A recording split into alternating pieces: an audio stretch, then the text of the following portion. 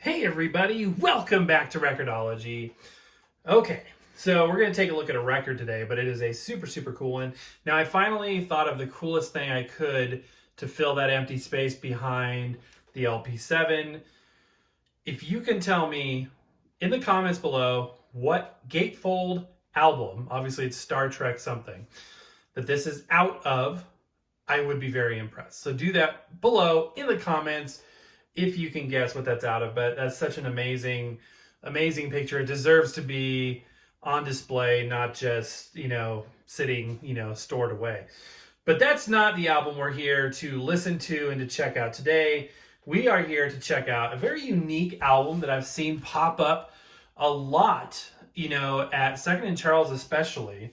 And I find, and mostly I'm attracted to initially by the cover art and the appearance of the album, and also the music too, but that was actually secondary, even though I like this type of music. But it's very visually appealing, and so here it is. This is the Maxell 2 Jazz Sampler. This is from 1980, and I just love that chrome look, the jazz spelled out with these like letters that are three-dimensional chrome. This is a limited edition stereo recording. Now, I have seen these a lot, quite a few times, and I'm like, man, I gotta pick one of those up. So I saw this one for like $3, and I'm like, you know what? This is the day. This is the day we're gonna get it. Actually, I got this several months ago, meaning to get around to it. Now, one of the first things you notice when holding this album, let's see if I can convey this on camera, but instead of just being a smooth cover, it's sort of kind of leather, kind of. Let's see if I can get that. Yeah, you can see the texture there. See the light in the bottom right hand corner there? It's got sort of this leather texture, which is really interesting considering it's obviously paper. But yeah, super cool jazz sampler. I love jazz music, so you can't go wrong. And I'm super excited to share this with you. I've listened to a couple of tracks, getting everything set up for the show tonight, and I thought we would check it out together. Now, it is gatefold, but I want to skip to the back cover because the back cover is awesome. Just take a gander at that for a little bit, okay? Now, Maxell is one of my favorite tape companies. When I was in broadcast, I loved using Maxell BetaSP tapes because that kind of dates when I was in television, but we were using BetaSP. For those of you that don't know, BetaSP is like 2 generations advanced from Betamax. So you got Betamax, which was a pretty low resolution consumer failed format, lost against the VHS format war, although it was arguably better quality than VHS. However, they eventually developed Betacam. Now, Betacam, although similar, was a little bit different in dimensions. Actually, I just so happened to have a beta tape. Wasn't planning on doing this, but since we're talking about this, so yeah, this is a Betacam tape. So once you got, actually this is Betacam SP. So once you got past Betacam, the next generation was BetaSP. BetaSP was really a broadcast tape. It's metal tape, so similar to how audio tape, nice dark mixture, by the way. And yes, darker tape does indicate higher quality tape for the most part with audio and video. But anyway, BetaSP, Betacam and BetaSP were a little bit thicker than Betamax. And there was backwards compatibility from BetaSP to Betacam. And also the resolution of BetaSP was 340 lines of resolution compared to like 170 that Betamax offered. So an interesting format. But anyway, all that to say this, I really like, and for those of you that don't know what I'm talking about, let me compare it to a VHS tape. Yeah, so here's a VHS tape. Here's a BetaSP tape. So it's a different size. Still half-inch tape, still helical scan, but different. Anyway, I loved Maxell BetaSP tape.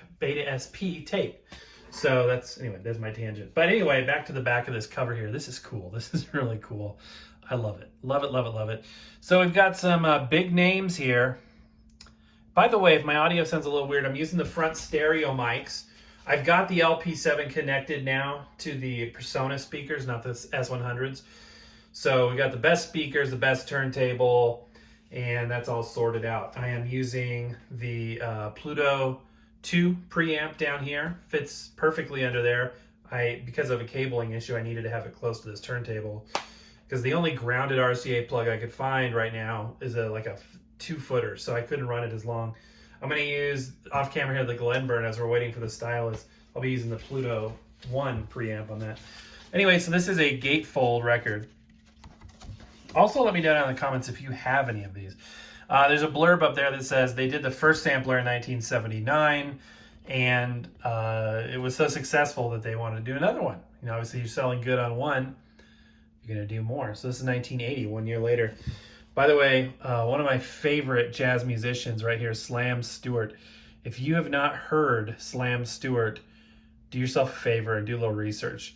He used an amazing bow technique where he would scat sing an octave above and then play his the bass with a bow. It's really cool, very unique. We'll give it a little sample here.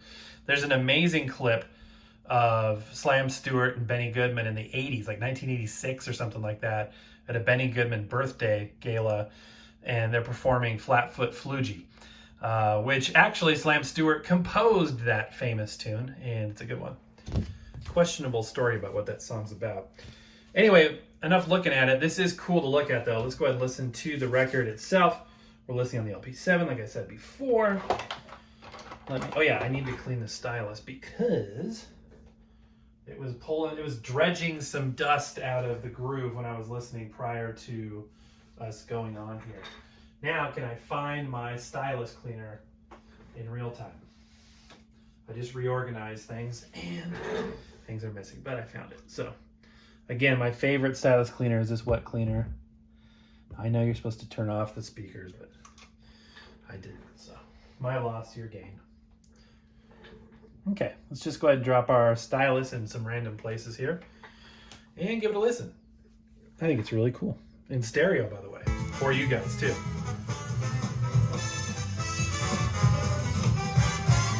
One thing I love about the new iPhones is the ability to get stereo recording. I mean, you're able to listen in stereo, and if you have a newer iPhone, you can not only record in stereo, but hear it back. It uses the speaker on the bottom of the phone and the headphone, you know, the earpiece, whatever, you know what I'm saying. It uses both ends of the phone to give you good stereo imaging just listening to it on your phone. So if you don't have that, you can listen in stereo with your headphones too. But let's go ahead and get a second. This is Slam Stewart, I believe. I don't think so, actually. Which one is Slam Stewart? Yeah, that's it. Listen to that. That's his signature sound. I wish I could play more. Just super cool stuff, though. Moving on. No need to tell me that we're through. That's easy to guess. That's Ella. Some great music on this. It's designed to be sort of an audiophile thing. Great jazz music. Good swinging jazz music. And we'll listen to one more. We'll just listen to this one side.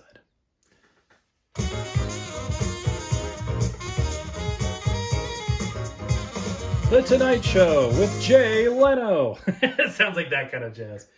But check this out, guys. So the pressing on this thing. This is like a Dynagroove, Dynaflex, paper thin record. It is super thin. I mean, it is.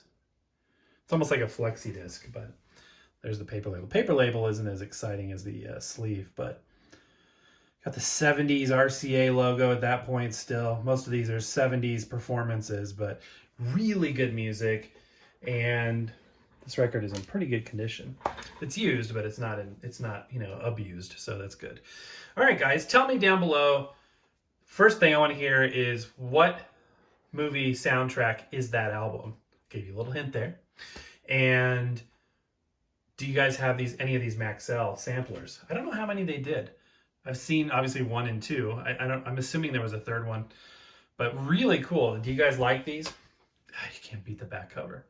This I might want to pin up just because it is so cool looking. All right, guys, that's going to do it for now. Thank you so much for watching. Thank you for being here. Got some really cool stuff coming. Got a product review sitting right off camera that I need to get to. I'm going to try and do that tomorrow.